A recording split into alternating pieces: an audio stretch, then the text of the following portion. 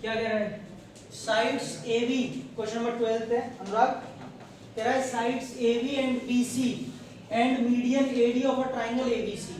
हमारे पास एक ट्राइंगल है ए बी सी जिसमें आपसे बोल रहा है उसकी sides A B B C और मीडियन ए डी क्या कह रहा है? R respectively proportional to the sides P Q Q R and P M, median P M of triangle P Q are.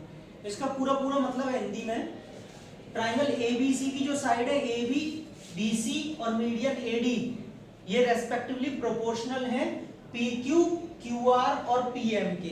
बेटा प्रोपोर्शनल का मतलब मैंने बताया था ना, साइड्स इक्वल नहीं होती हैं, साइड्स के रेशियोज इक्वल होते हैं, समझ गए?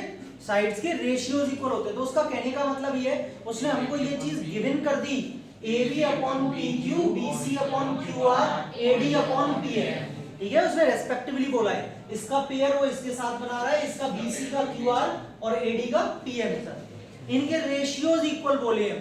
और दूसरा अनुभव उसने आपसे कहा है कि आपको प्रूव करना है कि triangle A B C triangle P Q R के क्या है? सिमिलर है। समझ में आ गई इतनी बात? चलिए तो चलते हैं। किस चीज का पढ़ रहा है? मेरा हो गया, क्या पढ़ रहा है? क्यों पूरा हो गया? अभी देखो गिवन क्या गिवन है आपको? A B upon P Q is equal to B C upon Q R is equal to, हाँ बेटा गिवन में लिखा है। दूसरा ध्यान कहीं होगा, दूसरा मीडियन का मतलब आप सब जानते हैं, जो ऑपोजिट साइड को बाइसेक्ट करे, टू पार्ट्स में डिवाइड करे। तो बेटा AD मीडियन है, इसका मतलब ये इसके इक्वल है, तो D क्या है? Mid point.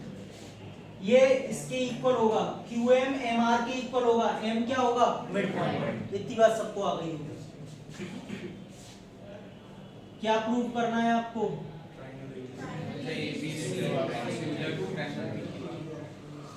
चलिए कंस्ट्रक्शन कुछ नहीं होगा इस वाले में, टारगेट सेट करते हैं पहले ताकि आपको रटना ना पड़े।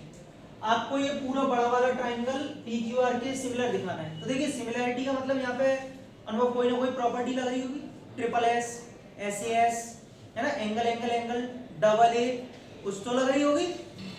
हमने देखा कि भाई इसमें गिवन में हमको बोला है AB upon PQ is equal to BC upon QR, ये बोला है। तो हमें दो साइड्स के रेशियो तो ऑलरेडी इक्वल दे रखा है उसने, तो यहीं से 99% चीजें क्लियर हो गई थी कि जब दो साइड दे रखी तो इसके बीच का ये वाला एंगल और लिया हो आप कैसे भी, अगर एंगल B एंगल Q के इक्वल आ गया तो SAS लग जाएगी। सही है, हमारा सारा फोकस अब B को Q के इक्वल करने पर आएगा। अब आदित्य, क्योंकि B और Q दोनों एंगल किस वाले ट्राइंगल में आ रहे हैं? ABD और PQM इसमें आ रहे हैं। मैं इनको सिमिलर करने की कोशिश करूंगा। AB upon PQ is equal to AD upon PM, ये दे रखा है, दिया है, और इज इक्वल टू में BC अपॉन QR दिया है।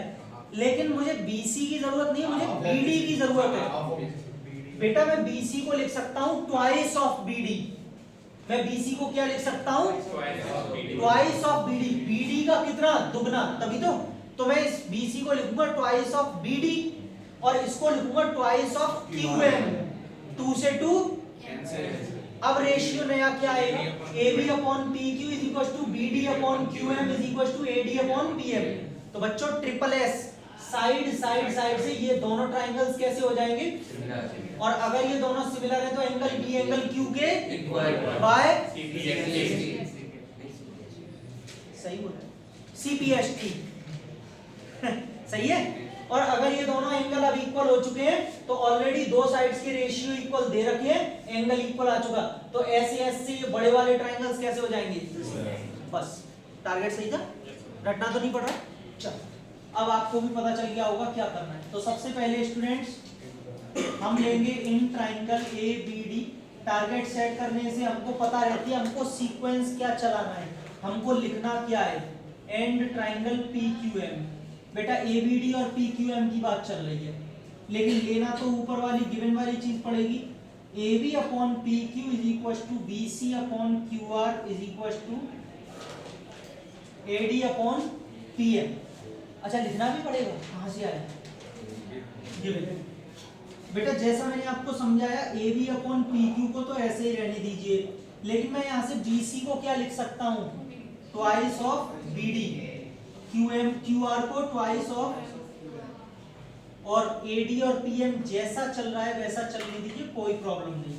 लेकिन बच्चों ये हम अपनी मर्जी से नहीं कर रहे हैं, रीजन देना पड़ता है साइड सिंस, क्यों, तो आप यहाँ बता दीजिएगा AD एंड PM दोनों क्या हैं, मीडियन। हाँ मीडियंस, क्योंकि ये दोनों मीडियंस हैं इसीलिए ऐसा हो रहा है। बेटा 2 से 2 कैंसिल हो गया, AB upon PQ is equal to BD upon QM is equal to AD upon PM।